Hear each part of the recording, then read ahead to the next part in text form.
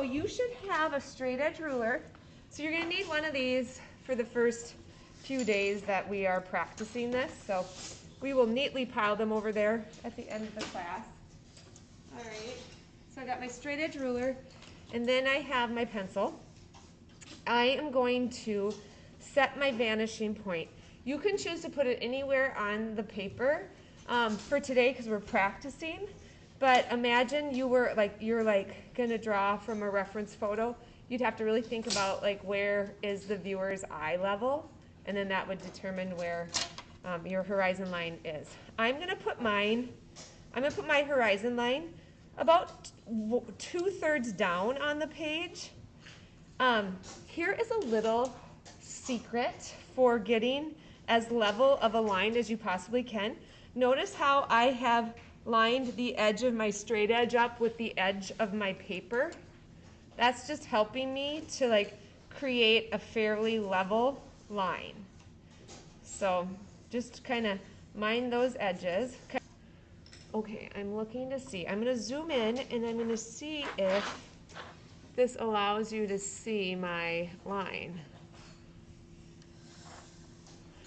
I'm going to adjust the contrast by hitting the menu. Oh, baby, see, you can see it fine here. I almost think I am using a dark pen. You can't really see it that well there. But the menu doesn't want to pop up. I'm going to just try to really press hard so you can see my lines better or more easily. So I'm going to go back and forth. All right, so this is my horizon line. I'm going to just mark it as like an H there. Okay, so you may have barely caught this on the video, but when you are drawing a 2-point perspective, building or cube or anything like that, you're using 2-point perspective where there's a little more of like geometric shapes. The secret that I have found, and it seems to be the right move, is you'll draw the corner edge of the cube first. So I'm going to do my first cube below the horizon line. So the first thing I'm going to do is, I'm just trying to decide, I'm going to set my vanishing points next because we're going to keep our like horizon lines and vanishing points. Everything will stay on this picture plane. You did notice on the example that a lot of times reference photos with architectural buildings, the vanishing point goes off the picture plane. Did you guys catch that when you saw that? That happens a lot, and I don't know if you heard what he said. He said that's where then you make kind of some judgments of applying, like where the vanishing point would lead to, where those lines would lead to that vanishing point without having to have like the longest extension of paper to be using the vanishing point. But I'm just, for now, I'm going to put one vanishing point pretty much at this edge of the paper, and then I'll do another vanishing point on the opposite side. So, and I just did an X, so it's a little easier for you to see. Now what I'm going to do is I'm going to take my straight edge ruler, and again lining up the top of my straight edge with the edge of the paper is going to help me to get as level and straight of a line as possible. This time I'm just going to draw a line that goes, like I said, I'm making a cube below the vanishing or the horizon line. So you can see my line, sort of. I wonder if I zoom in just a little bit more. Wrong way. I think the main screen, you're able to see my lines. So if you find the side screens don't really give you the whole show for now, maybe just look at the big screen.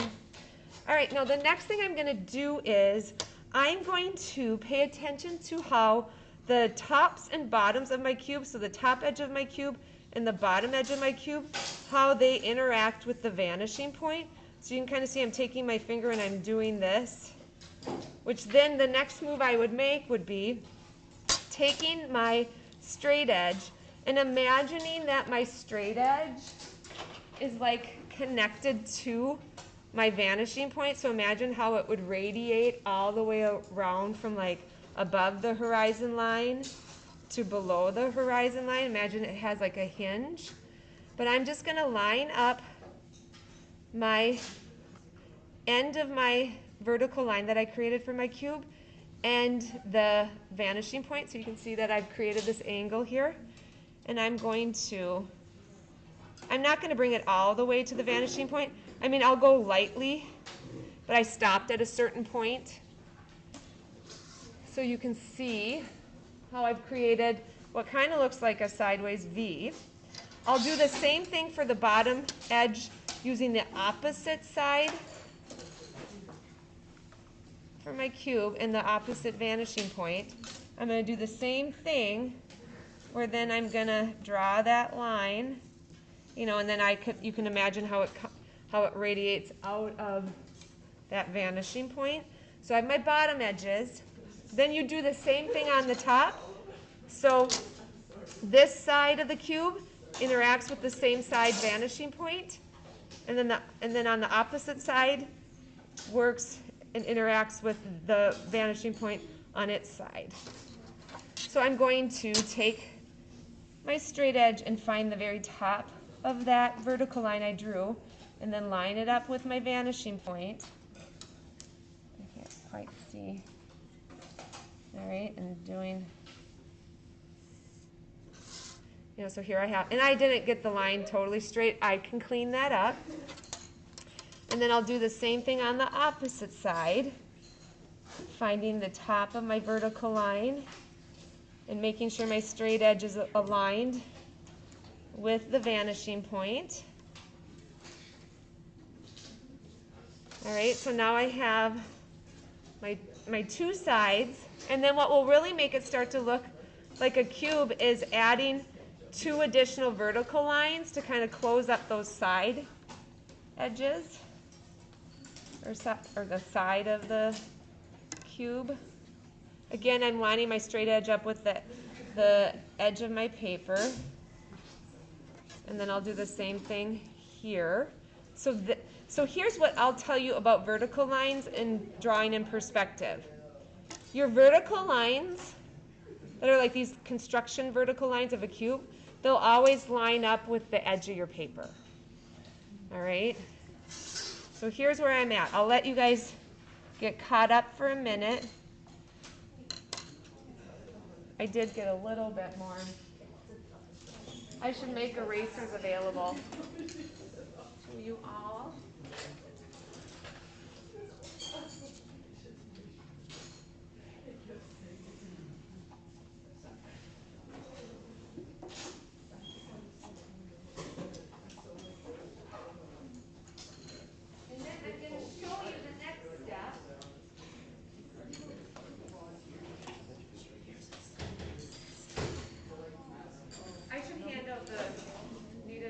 That finally came.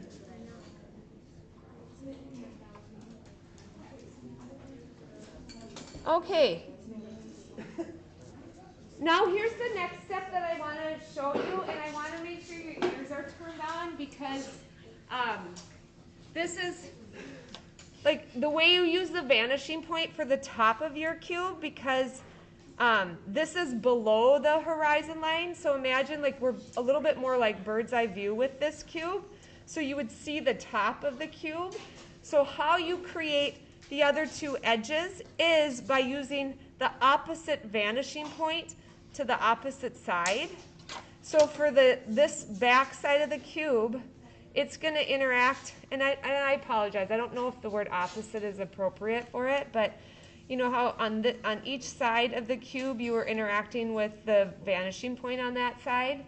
Now for the back 2 sides, you interact with the opposite vanishing points. Does that make sense to people? So you're going to, and if you're a visual learner, then put your eyes up on the screen, because how I'm going to create that back line is I'm using the opposite vanishing point with my straight edge, and I am coming down. So I'm like imagining that it's hinging out of that vanishing point, and I'm bringing it down until I kind of connect with the top of that, like right here, where this corner meets. So I am getting that line going and imagining it leading all the way to that vanishing point. So you can see how now I have that back. And then I'm going to do the same thing using the opposite, the other side vanishing point, hinging that from the vanishing point, bringing my straight edge down so that I can envision connecting that. All right, so you see how I closed up my cube, so I have a top that we can view, and I can view two sides. So I'm seeing three sides of it. Are you all wishing you had an eraser right now? Or not really, because I can get those out for tomorrow. That'll be just less bulky.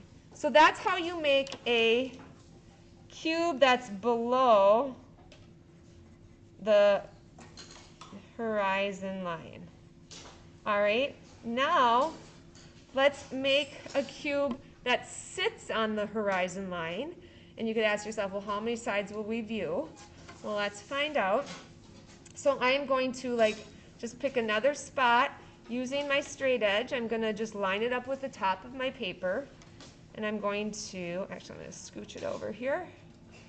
I'm going to put my corner of my cube, it's going to cross over the horizon line.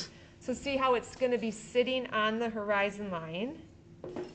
And then I'm going to do the exact same thing where I'm going to use, to build this side, which would be my right side of my cube, I'm going to work with the vanishing point that's on the right side of the paper.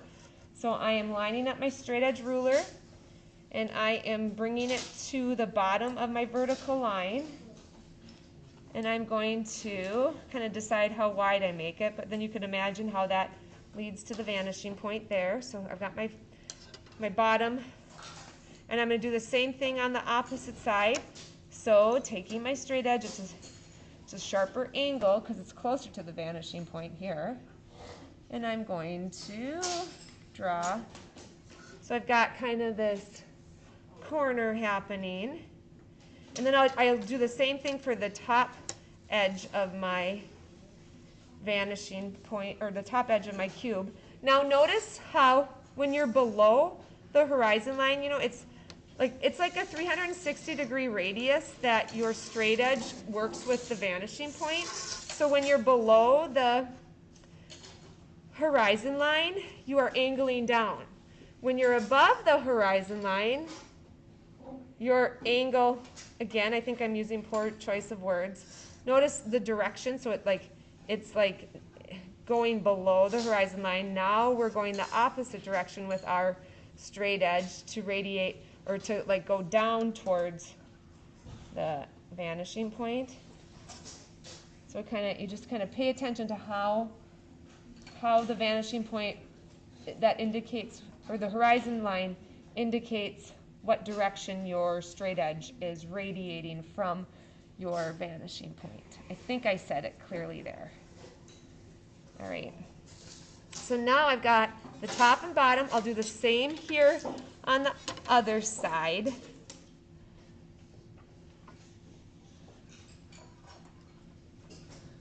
All right. So I got my top and bottom, and then notice something. When it's sitting on the horizon line, you aren't seeing the top of the cube or the bottom of the cube. So you just have the two sides to deal with. So I'm just going to close up my cube sides by adding my vertical line that I'm lining up with the edge of my straight edge and the top edge of my paper. I think here's where you probably want an eraser, because you're going to want to erase these lines. So I think what I'll do is get those handed out. But you can see now that I have my cube that runs along, like it sits on the horizon line. So I'm just erasing this horizon line to the best of my abilities. I kind of pressed super hard, and I'm working with a black pencil. So if you don't overcomplicate it and you just kind of follow these like guidelines of like interacting with the two vanishing points, you should be pretty like able to understand this concept. So this is on horizon line. Okay, and then I'm going to show you how to do above. And then once I'm done doing that, then I will go ahead and I will distribute the retractable erasers so that you can clean up your drawings. And you could keep practicing until you feel confident in it. Okay, so think about it. Now I'm going to go above the horizon line.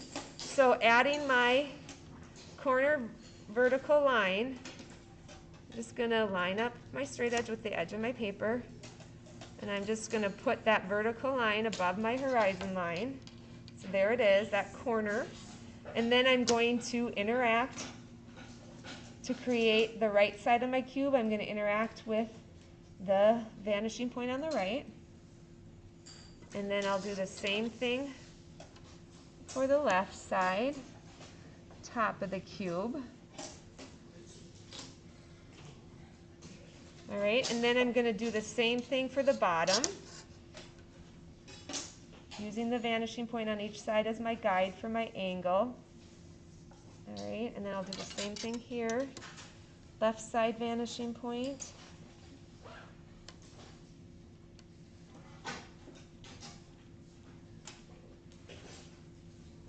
Then I'm going to draw my straight edge vertical lines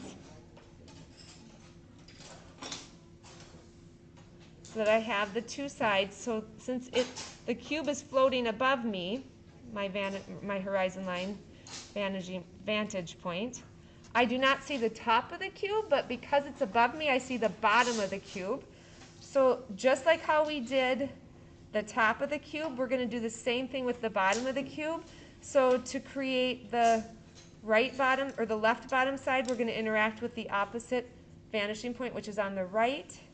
And to create the right bottom edge of the cube, we're going to interact with the vanishing point on the left. So doing the same technique of lining up my straight edge with the vanishing point on the right to draw the edge of the cube that's on the left.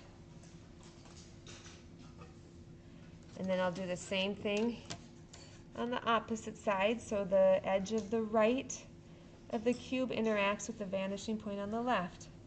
And then there I have the bottom of my cube floating above me.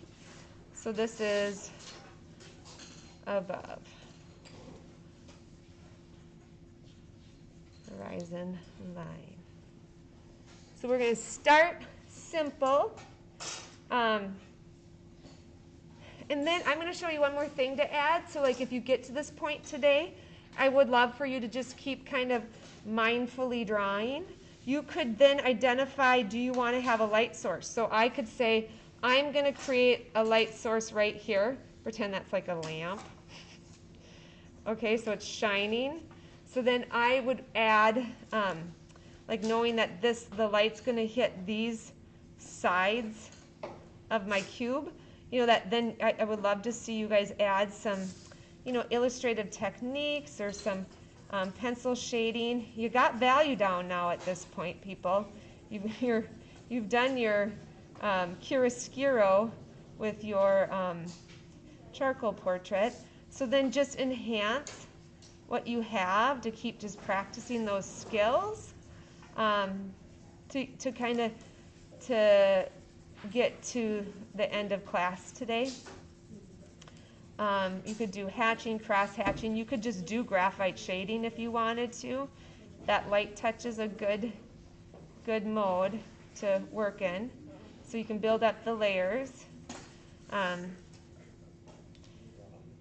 So I had identified, so you could put the light source anywhere you wanted to challenge yourself with the edges.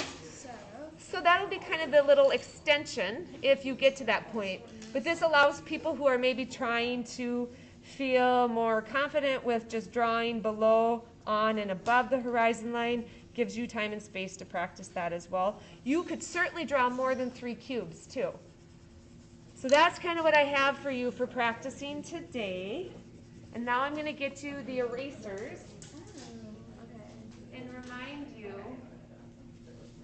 where to turn in this practice.